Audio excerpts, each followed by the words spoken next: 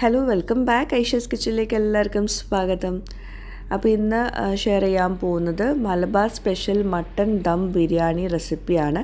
ഞാൻ മുമ്പ് ഉമ്മ ഉണ്ടായിരുന്ന സമയത്ത് ഉണ്ടാക്കിയ റെസിപ്പി ആയിരുന്നു. അപ്പോൾ അന്ന് ഒരുപാട് പേര് ചോദിച്ചിട്ടുണ്ടായിരുന്നു ആ ഒരു റെസിപ്പി. അപ്പോൾ ഇന്നിപ്പോൾ ഞാൻ അതാണ് ഷെയർ ചെയ്യാൻ പോകുന്നത്. അപ്പോൾ ഇതിനൊക്കെ ആരെങ്കിലും മട്ടൺ ബിരിയാണിയൊക്കെ ഉണ്ടാക്കുന്നുണ്ടെങ്കിൽ ഈ ഒരു രീതിയിൽ ഉണ്ടാക്കി നോക്കൂ കേട്ടോ. അപ്പോൾ എന്തായാലും ട്രൈ ചെയ്യുക, ഫീഡ്ബാക്ക്സ് അറിയിക്കുക. അപ്പോൾ നമുക്ക് ഇന്നത്തെ റെസിപ്പിയിലോട്ട് പോകാം. ബിരിയാണിയൊക്കെ ഉണ്ടാക്കുമ്പം എല്ലാവരും പല രീതിയിലായിരിക്കും ഉണ്ടാക്കുന്നത്. അവരവർക്ക് ഓരോ സ്റ്റൈൽ ഉണ്ടാവും. അപ്പോൾ ഇന്നിപ്പോൾ ഷെയർ ചെയ്യുന്നത് ഉമ്മാൻ്റെ രീതിയിലുള്ള മട്ടൺ ബിരിയാണി റെസിപ്പിയാണ്. ഉമ്മനെയാണ് പറഞ്ഞു തരുന്നത്, ഞാൻ ഉണ്ടാക്കുന്നതെന്നോളും. അപ്പോൾ ഇതിപ്പം 1.5 കിലോ മട്ടൺ ഉണ്ട്. നന്നായിട്ട് കഴുകിയെടുത്ത് ആദ്യം പ്രഷർ കുക്ക് ചെയ്തെടുക്കാറുണ്ട്. 1 ടീസ്പൂണ് മല്ലിപ്പൊടി, 1/2 ടീസ്പൂണ് മഞ്ഞൾപ്പൊടി, 1 ടീസ്പൂണ് കുരുമുളക് പൊടി, ഉപ്പ്, ഇതെല്ലാം കൂടി ചേർത്തിട്ട് നന്നായിട്ട് മിക്സ് ചെയ്യുക. വേറെ ഒന്നും ചേർക്കേണ്ട ആവശ്യമില്ല. എന്നിട്ട് ഇതിലോട്ട് ആവശ്യത്തിനുള്ള വെള്ളം ഒഴിക്കുക. വെള്ളം ഒഴിക്കുമ്പോൾ ശ്രദ്ധിക്കുക, മട്ടണിൽ കൂടുതൽ വെള്ളം വരാൻ പാടില്ല. കാരണം നമ്മൾ മസാലയിലോട്ട് ആ വെള്ളം എടുത്ത് വറ്റിക്കേണ്ടി വരും. അപ്പോൾ അതുകൊണ്ട് കുറച്ച് മാത്രം വെള്ളം ഒഴിച്ചിട്ട് വേവിച്ചെടുക്കുക. അതുപോലെ പല മട്ടണിനും പല വേവുമായിരിക്കും. ഇളയ മട്ടനൊക്കെ ആണെങ്കിൽ ഒരു 2 വിസിലിനകത്ത് തന്നെ വേവും. അതുപോലെ മൂത്തതാണെങ്കിൽ ഒരു 4 വിസിലൊക്കെ അതിനും കൂടുതൽ ചിലപ്പം വേണ്ടി വരും കേട്ടോ. അപ്പോൾ അതൊന്ന് ശ്രദ്ധിക്കുക. പിന്നെ നമുക്കിതിലോട്ട് എടുക്കേണ്ട അരി, ഇതിപ്പം ചെറിയ അരിയാണ് എടുത്തിട്ടുള്ളത്. നല്ല ബ്രാൻഡിനെ നോക്കിയെടുക്കുക. ഏതൊരു ബിരിയാണിയുടെ രഹസ്യം എന്ന് പറയുന്നത് നല്ല ബിരിയാണി വേണമെങ്കിൽ നല്ല റൈസ് തന്നെ വേണം, അത് മസ്റ്റാണ്. അപ്പോൾ ഞാനിപ്പോൾ എടുത്തിട്ടുള്ളത് വയനാടൻ ജീരകശാലയാണ്. നല്ല ബ്രാൻഡിനെ യൂസ് ചെയ്യുക കേട്ടോ. ഈ അരി വേവിക്കാനുള്ള വെള്ളം ഒന്ന് തിളപ്പിക്കാൻ വയ്ക്കുക. ഒരുപാട് വെള്ളത്തിൽ അരി വേവിച്ചെടുക്കുക. അതിലോട്ട് ആദ്യം ക്യാരറ്റ് ഇട്ട് കൊടുത്തിട്ടുണ്ട്. പിന്നെ ചെറുനാരകയുടെ നീര് ഒഴിച്ചിട്ടുണ്ട്. വെള്ളം തിളയ്ക്കാൻ നേരമാണ് ഇതൊക്കെ ചേർക്കുന്നത് കേട്ടോ. പിന്നെ ഒരു 2 ടീസ്പൂണോളം ഓയിൽ, സൺഫ്ലവർ ഓയിൽ ചേർത്ത് കൊടുത്തിട്ടുണ്ട്. എന്നിട്ട് വെള്ളം തിളച്ച സമയത്ത് നമ്മളിതിലോട്ട് അരി ഇട്ട് കൊടുക്കുന്നുണ്ട്. പിന്നെ ഉമ്മ പറഞ്ഞത് വെള്ളം തിളക്കുന്ന സമയത്ത് ആദ്യം ഉപ്പ് ഇടണ്ട, അരി ഇട്ട് കൊടുത്തിട്ട് അരി ഒന്ന് തിളയ്ക്കാൻ തുടങ്ങുന്ന സമയത്ത് ഉപ്പ് ചേർത്താൽ മതി എന്നാണ്. കാരണം വെള്ളം തിളക്കുന്ന സമയത്ത് ഉപ്പ് ഇട്ട് കൊടുത്തിട്ടുണ്ടെങ്കിൽ പിന്നെ വെള്ളം തിളയ്ക്കുന്നത് അവിടെ നിൽക്കും. പിന്നെ നമ്മൾ അരി ഇട്ട് കൊടുക്കുകയാണെങ്കിൽ എന്താ പറയുക, വെള്ളം തിളയ്ക്കില്ല, അപ്പം അരി അതിൽ പൊതിർന്നു പോവും എന്നൊക്കെ പറഞ്ഞത്. അപ്പം എനിക്ക് തോന്നുന്നു അത് ശരിയാണെന്ന്. കാരണം നമ്മൾ വെള്ളം തിളയ്ക്കുന്ന സമയത്ത് ഉപ്പിട്ട് കൊടുത്തിട്ടുണ്ടെങ്കിൽ അരി വെള്ളം തിളയ്ക്കാൻ ഭയങ്കര പാടായിരിക്കും. പിന്നെ കുറച്ച് നേരം വെള്ളം തിളയ്ക്കൊന്നുമില്ല. അപ്പോൾ അതുകൊണ്ട് തന്നെ ഞാൻ അരി ഇട്ടുകൊടുത്ത ശേഷം അരി ഒന്ന് തിളയ്ക്കുന്ന സമയത്താണ് ഉപ്പിട്ട് കൊടുക്കുന്നത്. പിന്നെ അരിയുടെ വേവ് ഭയങ്കര നിർബന്ധമാണ്. അത് എല്ലാ ബിരിയാണിയിലോട്ടും പറയുന്ന പോലെ, ഇതുപോലെ ഊറ്റിയെടുക്കുന്ന ബിരിയാണിയിലോട്ട് പറയുന്ന പോലെ ഒരു 90% അരി കുക്കാക്കി എടുക്കണം, ചോറാക്കി എടുക്കണം. അരി വേവിക്കുന്നത് കൂടിപ്പോയിട്ടുണ്ടെങ്കിൽ നമ്മുടെ ബിരിയാണി പെർഫെക്റ്റ് ആവില്ല. എന്താ പറയുക, ഒരു കുഴഞ്ഞ മട്ടയായിരിക്കും ഉണ്ടാവുക. അപ്പോൾ അതുകൊണ്ട് തന്നെ അരിയുടെ വേവ് ഭയങ്കര നിർബന്ധമാണ്. പിന്നെ നമുക്ക് ഇനി അരി ഊറ്റിയെടുത്തിട്ടുണ്ട്, ഡ്രൈ ആക്കാൻ വെച്ചിട്ടുണ്ട്. വേവ് കൂടരുത് കേട്ടോ. പിന്നെ നമുക്കിനി ഇതിലോട്ട് വേണ്ടത് സവോളയാണ്. സവോള ഞാനിപ്പോൾ 1.5 കിലോ മട്ടനാണല്ലോ എടുത്തിട്ടുള്ളത്. അതിലോട്ട് ഒരു 7 സവോളയും 5 തക്കാളി എടുത്തിട്ടുണ്ട്. തക്കാളി ഒരു മീഡിയം സൈസ് തക്കാളി 5 എണ്ണം, 7 സവോള എടുത്തിട്ടുണ്ട്. ഇനി നമുക്ക് പാൻ ചൂടാക്കിയിട്ട് ഓയിൽ ഒഴിച്ച് കൊടുക്കുക. ഇഞ്ചി, വെളുത്തുള്ളി കുറച്ചധികം എടുത്തിട്ടുണ്ട്. 2 ഉണ്ട എടുത്തിട്ടുണ്ട് വെളുത്തുള്ളി. ഇഞ്ചി കുറച്ച് മാത്രമേ എടുത്തിട്ടുള്ളൂ. രണ്ടും കൂടി പേസ്റ്റാക്കി എടുത്തിട്ടുണ്ട്. എന്നിട്ട് ഓയിൽ ചൂടാക്കിയിട്ട്, സൺഫ്ലവർ ഓയിലാണ് ഒഴിച്ചെടുത്തിട്ടുള്ളത്, അത് ചൂടാക്കിയിട്ട് അതിലോട്ട് 7 സവോള ചോപ്പ് ചെയ്തത് അല്ലെങ്കിൽ സ്ലൈസ് ചെയ്ത് ചേർത്തിട്ട് അതിൻ്റെ കൂടെ പച്ചമുളക് ഒരു 5-6 ഇട്ട് കൊടുക്കുക. എരിവ് ഇഷ്ടമുള്ളവർക്ക് കൂടുതൽ ഇട്ട് കൊടുക്കുക. പച്ചമുളക് വേണമെങ്കിൽ നമുക്ക് ഇഞ്ചി വെളുത്തുള്ളിൻ്റെ കൂടെ ചതച്ചെടുത്തിട്ട് ചേർക്കാം കേട്ടോ. പിന്നെ ആവശ്യത്തിന് ഉപ്പും ചേർത്തിട്ട് നന്നായിട്ട് വഴറ്റിയെടുക്കുക. അപ്പോൾ സവോളയുടെ കളർ നല്ലോണം ഒന്ന് മാറിയിട്ടുണ്ട്. അതിന് ശേഷമാണ് ഇതിലോട്ട് ഹോൾ സ്പൈസസ് ഇട്ട് കൊടുക്കുന്നത്.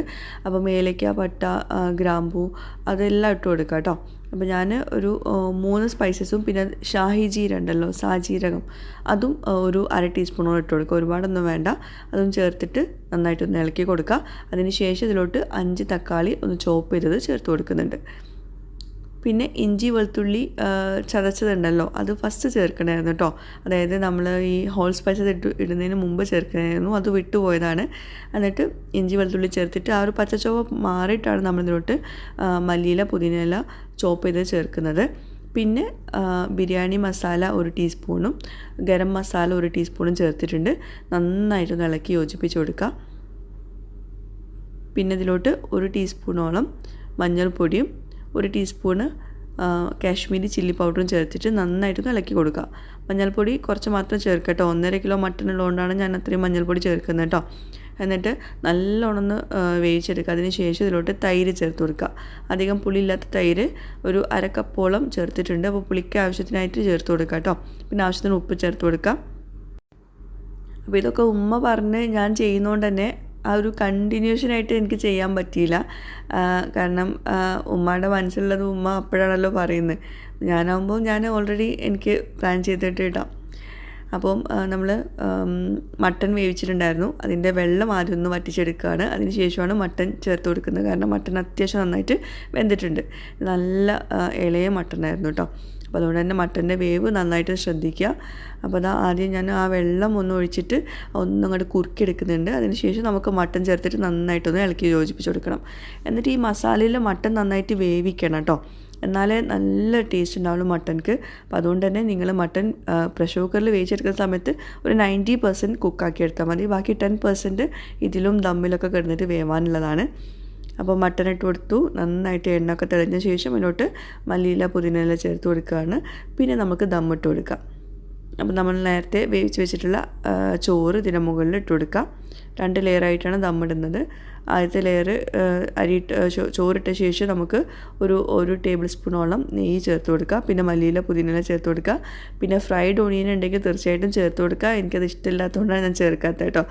ഉമ്മ പറഞ്ഞിരുന്നു ഫ്രൈഡ് ഓണിയൻ ചേർക്കാൻ വേണ്ടിയിട്ട്. പിന്നെ അണ്ടിപ്പരിപ്പ് മുന്തിരിയൊക്കെ മുകളിൽ ഇട്ട് കൊടുക്കാൻ വേണ്ടിയിട്ട് പറഞ്ഞിരുന്നു. ഞാൻ ലാസ്റ്റ് ഗാർണിഷിങ്ങിനാണ് ഇട്ട് കൊടുത്തുള്ളത്. 2 തവണ നമ്മൾ ചോറിൻ്റെ മുകളിൽ ഇതുപോലെ ഇട്ട് കൊടുത്തിട്ടുണ്ട്. ഏറ്റവും ടോപ്പിൽ നമ്മൾ ഗരം മസാലപ്പൊടി ചേർക്കുന്നുണ്ട്. എന്നിട്ട് മല്ലിയില പുതിനയില വെച്ചു. എന്നിട്ട് ഇതുപോലെ അലുമിനിയം ഫോയിൽ വെച്ചിട്ട് കവർ ചെയ്തു. ഇതൊരു അരമണിക്കൂർ വളരെ കുറഞ്ഞ ഫ്ലെയിമിൽ വെക്കുക കേട്ടോ. അത് മസ്റ്റാണ്. അതിന് ശേഷം ഓപ്പൺ ചെയ്യുക. അപ്പോൾ ഇഫ്താറിൻ്റെ സമയമൊക്കെ ആയതുകൊണ്ട് തന്നെ നോമ്പ് തുറയുടെ സമയത്ത് അത് ഉണ്ടാക്കിയത്.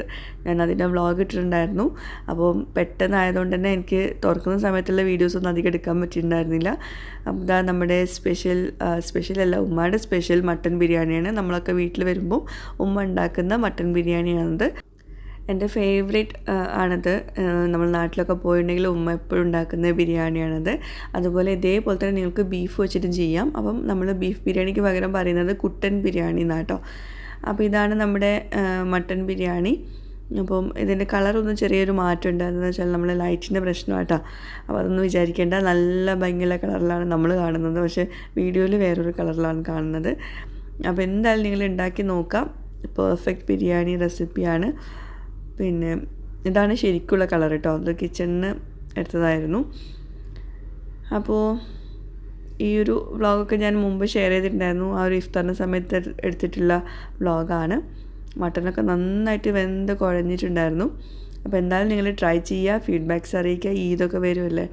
അപ്പോൾ പുതിയൊരു വീഡിയോയുമായിട്ട് വ്ളോഗുമായിട്ടൊക്കെ വരുന്നവരേക്കും ബൈ. Thank you.